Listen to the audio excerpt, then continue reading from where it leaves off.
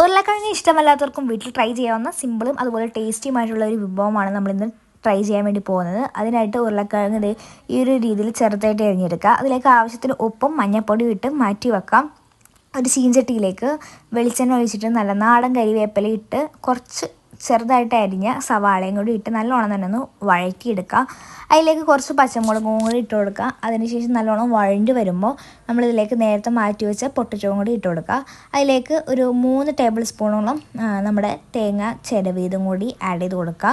പിന്നെ ഇതിലേക്ക് മസാലകൾ ആഡ് ചെയ്ത് കൊടുക്കണം. ഞാൻ ഗരം മസാലപ്പൊടിയും അതുപോലെ കുറച്ച് മുളക് പൊടിയാണ് ആഡ് ചെയ്ത് കൊടുക്കുന്നത്.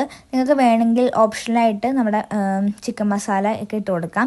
ഇതിലേക്ക് അടുക്കി പിടിക്കാണ്ടിരിക്കാൻ വേണ്ടി കുറച്ച് വെള്ളവും കൂടി ഒഴിച്ച് നല്ലോണം തന്നെ അടച്ച് വെച്ച് വേവിക്കാം.